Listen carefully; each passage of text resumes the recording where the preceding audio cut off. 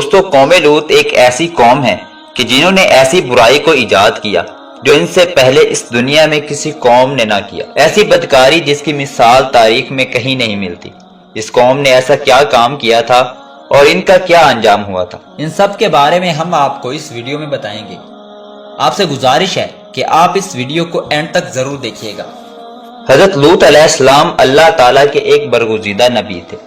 آپ کے والد کا نام حرام تھا اور وہ تاریخ کے بیٹے تھے۔ آپ کی پیدائش عراق کے قدیم شہر اوڑو میں ہوئی۔ اس شہر میں ابراہیم علیہ السلام مقسیم تھے۔ ویسے لوط علیہ السلام کے والد حرام حضرت ابراہیم علیہ السلام کے سگے بھائی تھے۔ حضرت لوط حضرت ابراہیم کے بھتیجے تھے، کیونکہ حضرت لوط علیہ السلام کے والد بچپن میں انتقال کر چکے۔ حضرت لوط کو حضرت ابراہیم علیہ السلام نے بیٹا بنا کر پالا تھا۔ آپ حضرت ابراہیم پر سب سے پہلے ایمان لانے والوں میں شامل تھے۔ حضرت ابراہیم علیہ السلام کے زمانے میں اہل سدوم کی رہنمائی کے لیے نبوت کے منصب پر فائز ہوئے۔ حضرت لوط علیہ السلام کے بہت سارے معجزات ہیں۔ آپ جس وقت بارش کے لیے دعا کرتے تھے، آسمان بادلوں سے بھر جاتا تھا اور خوب بارش ہوتی تھی۔ حضرت لوط علیہ السلام جس پتھر پر سر رکھ کر سوتے تھے، اس پتھر پر آپ کے سر مبارک کا نشان بن جاتا تھا۔ سدوم وہ علاقہ ہے جہاں لوط علیہ السلام مبعوث فرمائے گئے۔ سدوم کے آس پاس 5 نہایت بہت خوبصورت شہر آباد تھے، جن میں سے ہر ایک کی آبادی 1 لاکھ سے زیادہ ہی تھی۔ یہ علاقے نہایت سرسبز اور شاداب تھے اور قدرت کا حسین شاہکار تھے۔ باغات کی کثرت تھی، لہلیاتیاں کھیتیاں، یہاں کی ضروریات کہیں زیادہ تھیں۔ اردن، شام اور اسرائیل کے درمیان بسا ہوا یہ علاقہ بہت ہی زرخیزہ تھا اور طرح طرح کے اناج، پھل، میوے پیدا ہوتے تھے، اور یہی وجہ تھی کہ آس پاس کی بستیوں کے لوگ اپنی معاشی اور غذائی ضروریات کے لیے اس طرف آتے تھے۔ مگر یہ بات اہل سدوم کے لوگوں کو بالکل پسند نہ تھی۔ ان کے خیال میں ان کی بستیوں میں پیدا ہونے والے پھلوں، اناج اور سبزیوں میں ان کا ہی حق تھا۔ وہ نہیں چاہتے تھے کہ دوسرے بستیوں کے لوگ ان کے علاقے میں آئیں۔ ایک دن سدوم کے لوگ اس بات پر غور و فکر کر رہے تھے کہ باہر سے آنے والوں کو یہاں آنے سے آخرکار کیسے روکا جائے۔ ایک دن ابلیس ایک بزرگ کی شکل میں ان کی محفل میں آیا اور کہا، اگر تم ان سے پیچھا چھڑوانا چاہتے ہو تو میرے کہنے پر عمل کرو۔ اس اجنبی بزرگ کی بات لوگوں نے بہت توجہ سے سنی۔ ابلیس نے کہا، میں کل بتاؤں گا۔ دوسرے دن ابلیس ایک خوبصورت جوان لڑکے کی صورت میں آیا اور انہیں اپنی عورتوں کی بجائے مردوں سے بدفعل کرنا سکھایا، اور ابلیس نے کہا، اگر ان بستیوں کے لوگ سے نجات چاہتے ہو جو تمہاری بستی میں آ جاتے ہیں، تم ایسا کرو، یعنی کوئی شخص تمہاری بستی میں یا علاقے میں آئے تو تم لوگ زبردستی اس کے ساتھ اپنی خواہش پوری کرو۔ اس طرح یہ لوگ اس بستی میں اناج چھوڑ دیں گے۔ اپنی نفسیانی خواہشات کے لیے مردوں سے بدفعلی کا دستور بن گیا تھا۔ یہاں بے حیائی عام ہو گئی تھی۔ ہر طبقے میں اور ہر گھر میں بے حیائی پھیل گئی تھی۔ بڑی محفل میں یہ لوگ فحاشی کے کام کو کر کے خوش ہوتے تھے۔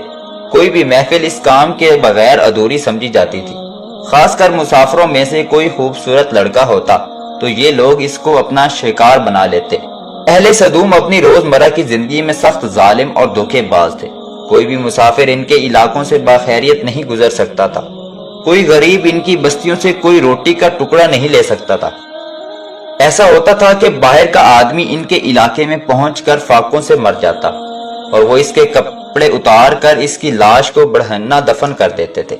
اپنی وادی میں انہوں نے ایک باغ بنا رکھا تھا جس کا سلسلہ امیروں تک پھیلا ہوا تھا۔ اس باغ میں انتہائی بے حیائی کے ساتھ بدعلانیہ بدکاریاں کرتے تھے۔ حضرت لوط علیہ السلام انہیں توحید کی دعوت دی اور بدکاری کے اس گنوانے عمل سے انہیں توبہ کرنے کا حکم دیا۔ حضرت لوط علیہ السلام نے انہیں کہا، تم بے حیائی کیوں کرتے ہو؟ کیا تم عورتوں کو چھوڑ کر لذت حاصل کرنے کے لیے مرد کی طرف مائل ہوتے ہو؟ حقیقت یہ ہے کہ تم احمق لوگ ہو۔ حضرت لوط علیہ السلام ان کو دن رات نصیحت کیا کرتے تھے، لہٰذا انہوں نے صاف صاف کہہ دیا کہ اگر تم ہمیں اسی طرح برا کہتے رہے اور ہمارے کاموں میں مداخلت کرتے رہے تو ہم تمہیں اپنے شہر سے نکال دیں گے۔ حضرت لوط علیہ السلام نے نصیحت اور تبلیغ کا سلسلہ جاری رکھا، لہٰذا ایک دن اہل سدوم نے خود ہی عذاب الہی کا مطالبہ کر دیا۔ اللہ تعالیٰ نے اب تک ان کی فحاشی اور بدکاری کے باوجود ڈھیل دے رکھی تھی، لیکن جب انہوں نے حضرت لوط علیہ السلام سے خود کہا، اگر تم سچے ہو تو تم ہم پر عذاب الہی لے آؤ، لہٰذا ان پر عذاب الہی کا فیصلہ ہو گیا۔ اللہ نے اپنے خاص فرشتوں کو دنیا کی طرف روانہ کر دیا۔ یہ فرشتے دراصل حضرت جبرائیل علیہ السلام، حضرت میکا علیہ السلام اور حضرت اسرافیل علیہ السلام تھے۔ پھر یہ فرشتے حضرت لوط علیہ السلام کے گھر تشریف لائے۔ حضرت لوط نے جب کم عمر لڑکوں کو دیکھا، آپ تو گھبراہٹ اور پریشانی میں مبتلا ہو گئے، اور انہیں یہ خطرہ محسوس ہوا کہ اگر ان کی قوم کے لوگوں نے دیکھ لیا تو نہ جانے وہ ان کے ساتھ کیا سلوک کریں گے۔ حضرت لوط علیہ السلام کی بیوی کا نام وائلہ تھا۔ اس نے آپ پر ایمان نہ لایا تھا اور وہ منافقہ تھی، وہ کافروں کے ساتھ تھی۔ اس نے جا کر اہل سدوم کو یہ خبر دے دی، لوط کے گھر نوجوان لڑکے مہمان ٹھہرے ہیں۔ یہ سنتے ہی بستی والے دوڑتے ہوئے حضرت لوط علیہ السلام کے گھر پہنچے۔ حضرت لوط علیہ السلام نے کہا، اے قوم، یہ جو میری قوم کی لڑکیاں ہیں تمہارے لیے جائز اور پاک ہیں، اللہ سے ڈرو، میرے مہمانوں کے سامنے مجھے رسوا نہ کرو۔ یہ سن کر یہ لوگ بولے، تم بخوبی واقف ہو، ہمیں تمہاری بیٹیوں سے کوئی حاجت نہیں، اور جو ہماری اصل چاہت ہے اس سے بھی تم بخوبی واقف ہو۔ قوم لوط کے اس بے شرمانہ جواب سے اندازہ لگایا جا سکتا ہے کہ یہ لوگ بدفعلی میں کس حد تک مبتلا ہو چکے تھے۔ جب لوط علیہ السلام کی قوم ان کے گھر کی طرف دوڑتی ہوئی آئی، حضرت لوط علیہ السلام نے گھر کے دروازے بند کر دیے اور ان نوجوانوں کو ایک کمرے میں چھپا دیا۔ ان بدکار لوگوں نے آپ کے گھر کا گھیراؤ کیا ہوا تھا اور ان میں سے کچھ گھر کی دیوار پر چڑھنے کی کوشش کر رہے تھے۔ حضرت لوط علیہ السلام اپنے مہمانوں کی عزت کے خیال سے بہت زیادہ گھبرائے ہوئے تھے۔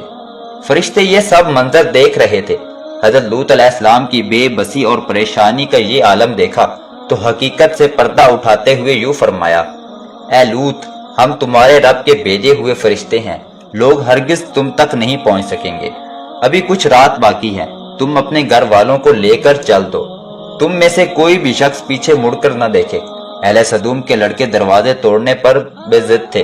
حضرت جبرائیل علیہ السلام نے گھر سے باہر نکل کر اپنے پر کا ایک کونا مارا، جس سے ان سب کی آنکھوں کے ڈیلے باہر نکل آئے اور برسارت زائل ہو گئی، اور خاص عذاب الہی ان لوگوں کو پہنچا جو لوط کے پاس بدنیتی سے آئے تھے۔ حضرت لوط علیہ السلام حقیقت حال جان کر مطمئن ہو گئے اور اپنے گھر والوں کے ساتھ رات ہی کو نکل گئے۔ ان کی بیوی بھی ان کے ساتھ تھی۔ کچھ دور جا کر واپس اپنی قوم کی طرف پلٹ گئی اور قوم کے ساتھ جہنم رسید ہو گئی۔ صبح کا آغاز ہوا تو اللہ کے حکم سے حضرت جبرائیل علیہ السلام نے بستی کو اپنے پر اکھاڑ دیا اور پھر بستی کو اپنے بازو پر رکھ کر آسمان پر چڑھ گئے، یہاں تک کہ آسمان والوں نے کتوں اور مرغوں کے بولنے کی آوازیں سنی۔ پھر اس بستی کو زمین پر دے مارا، جس کے بعد ان پر پتھروں کی بارش ہوئی۔ ہر پتھر پر مرنے والوں کا نام لکھا ہوا تھا۔ پتھر ان کو لگتے ان کے سر پاش پاش ہو جاتے۔ صبح سویرے شروع ہونے والا یہ عذاب رات تک پوری بستی کو نیست و نابود کر چکا تھا۔ قوم لوط کی اس خوبصورت بستیوں کو اللہ تعالیٰ نے ایک انتہائی بدبودار سیاہ جھیل میں تبدیل کر دیا، جس کے پانی سے رہتی دنیا تک کا کوئی فائدہ نہیں اٹھایا جا سکتا۔ سمندر کے اس خاص حصے میں کوئی جاندار مچھلی، مینڈک وغیرہ زندہ نہیں بچے رہ سکتے، اسی لیے اس کو بحریہ مردار کہا جاتا ہے، جو اسرائیل اور اردن کے درمیان واقع ہے۔ ماہرین آثار نے 10 سالوں کی تحقیق و جستجو کے بعد تباہ شدہ شہر کو دریافت کیا تھا۔ تحقیقات سے یہ پتہ چلا تھا کہ زندگی بالکل ختم ہو چکی ہے۔ اس شہر کے راستے اور کھنڈرات کو دیکھ کر یہ اندازہ لگایا جاتا ہے کہ جب یہ شہر تباہ ہوا تھا تو اس وقت لوگ روزمرہ کے معاملات اور کاموں میں مشغول رہتے تھے۔ یہاں زندگی اچانک ختم ہو گئی تھی، اور اہل سدوم جس کو پتھر بنا دیا گیا تھا، ان کے بت ابھی بحر مردار کے پاس موجود ہیں، جو تا قیامت تک کے لیے عبرت ہیں۔ آج یورپی ممالک انسانی آزادی کا نام اس بدکاری کے لیے اجازت دے دی جاتی ہے، جو اس فحش و عمل کو فخر سمجھا جاتا ہے۔ حقیقت یہ ہے، ہم جنسی پرستی بالکل فطرت کے خلاف ہے۔ انسانی معاشرے تباہ و برباد ہو جاتا ہے، اور روایتوں کے مطابق ایک مرتبہ حضرت سلیمان علیہ السلام نے شیطان سے پوچھا، اللہ کے نزدیک سب سے بدترین عمل کون سا ہے؟ تو ابلیس بولا، جب مرد مرد سے بدکاری کرے اور عورت عورت سے خواہش پوری کرے۔ حضرت ابن عباس کی روایت ہے کہ حضور اکرم صلی اللہ علیہ وآلہ وسلم نے ارشاد فرمایا، اس شخص پر اللہ کی لعنت ہو جو قوم لوط والا عمل کرے۔